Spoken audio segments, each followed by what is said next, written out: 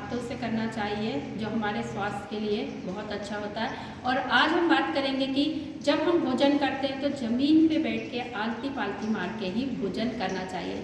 इस चीज़ से भी हम बहुत दूर आ चुके हैं और अब ये सारी बातें हमको थोड़ी सी पुरानी लगती हैं, लेकिन पहले हमारे घरों में आलती पालती मार के ज़मीन पर बैठकर ही इत्मीनान से भोजन किया जाता था, जबकि आजकल हम लोग सभी लोग ज़्यादातर लोग टेबल पर बैठकर भोजन करते हैं। ऐसी बहुत सी आदतें हमने अपने जीवन में अपना ली हैं, जिनकी वजह से स्वास्थ्य संबंधी बहुत सारी दिक्कतों का सामना हम सबको करना पड़ा। जितनी बीमारियों के नाम आज के समय में सुनाई देते हैं, उतने पुराने समय में नहीं लोगों को पता थे।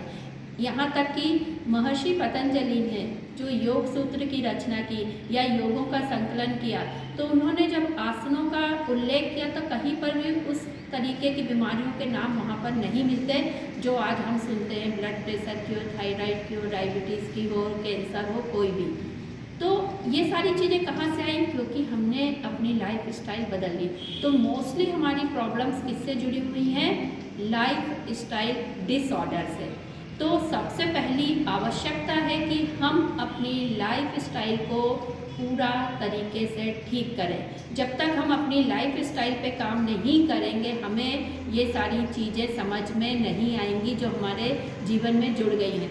तो हाथ से भोजन करने के साथ साथ ही हम इस चीज़ के लिए भी अब थोड़ा सा अपनी तरफ से प्रयत्न करें कि जब हम भोजन करें तो ज़मीन पे बैठ के करें। आजकल तो देखते हैं लोग बिस्तर पे बैठ के भोजन कर रहे हैं, जबकि हमारे यहाँ तो केवल मरीज या रोगी ही बिस्तर पे बैठ के भोजन करते हैं। लेकिन लोगों ने ऐसी स्टाइल बना ली, तो जाहिर सी बात है अब रोग तो होंगे। जब आप खुद को रोगी मान के बिस्तर तक अपने अपने भोजन को ले गए हैं, मतलब देख के ही इतना ऑड लगता है कि बिस्तर पे भोजन कर रहे हैं, क्या कहाँ से कहाँ आ गए।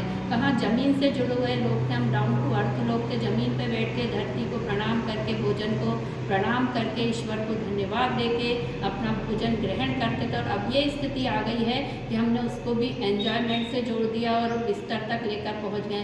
तो थोड़ा सा सोचने की, रुकने की आवश्यकता है कि कहाँ से कहाँ जा रहे हैं हम। आधुनिकता के नाम पर हम खुद अपने शरीर में बीमारियों को न्योता दे रहे हैं। तो समय है, रुकें, ठहरें, सोचें, विचार करें कि जो हमारे पूर्वज थे वो हमसे भले ही कम पढ़े लिखे थे, लेकिन हमसे ज़्यादा समझदार, ज़्यादा बुद्धिमान और दूरदर्शी थे, जो उन्होंने ऐसी चीज़ें अपने जीवन में अपनाई थी। तो हम वापस उस दौर में लौटें और ऐसी छोटी छोटी आदतों में बदलाव करें।